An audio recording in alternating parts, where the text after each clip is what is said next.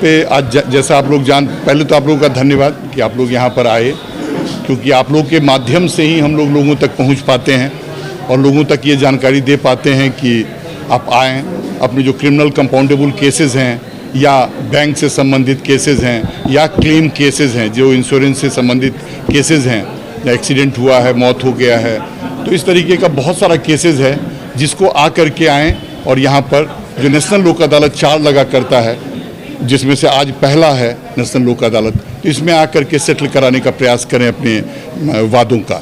और जैसे कंपाउंडेबल कैसे थप्पड़ मार दिए, तो थप्पड़ मार दिए तो जो थप्पड़ खाता है अगर वो भी बड़ा है, दिल का बड़ा है, तो आकर के माफ़ कर देता है कि नहीं मैं केस नहीं लड़ना चाहता हूँ, दूसरे ने माफ़ी मांग लिया। जैसे बड़ा भाई छोटा भाई में लड़ाई हो जाता है, पति पत्नी में लड़ाई हो जाता है। डाइवोर्स केस यहाँ पर नहीं होता है, परंतु अगर पति पत्नी साथ रहना चाहते हैं तो रिस्टिट्यूशन ऑफ कंजुगल राइट का साथ रहने वाला हो सकता है, अलग रखने वाला नहीं हो सकता है। मेंटेनेंस केस का मेल के जरिए समाप्ति हो सकता है।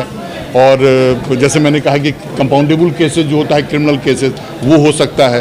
तो ये सब केसेस यहाँ पर लोक अदालत में जिसका निष्पादन होता है, जो नेशनल लोक अदालत है, 4 नेशनल लोक अदालत हुआ करता है, जिसमें पहला ये नेशनल लोक अदालत है।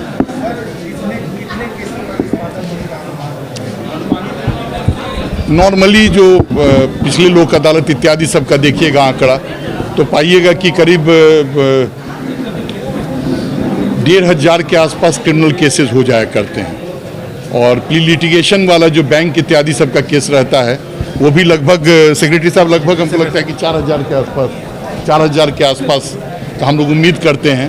तो 6-7 हज़ार के आसपास का हम लोग ये टारगेट रख करके चल रहे हैं। परंतु अब देखते हैं, धीरे धीरे समय बीतता है तो कितना होता है।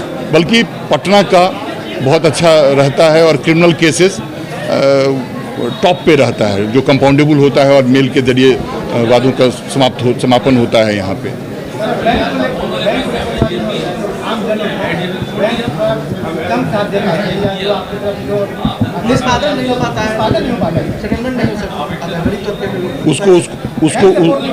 उसको हम लोग प्रयास करते हैं कि जो मिनिमम वो रेट हो सके, जो कानून परमिट करता है मिनिमम रेट, और लोक अदालत में आकर के तो वो और कम हो जाना चाहिए, जिसके जरिए कि मामले का निष्पादन किया जा सके। अब होता क्या है कि वो अपने सुपीरियर अथॉरिटी की बात करते हैं कि जो सुपीरियर अथॉरिटी का जो डायरेक्शन है उसके अनुसार इतना में मामला सेटल किया जा सकता है। जबकि लोक अदालत में अगर आप, ठीक है, प्रिंसिपल अमाउंट को मत घटाइए, परंतु अगर प्रिंसिपल अमाउंट के साथ कुछ इंटरेस्ट या ना ही इंटरेस्ट के साथ अगर आप सेटल कर देते हैं तो वो ज़्यादा बेहतर होगा।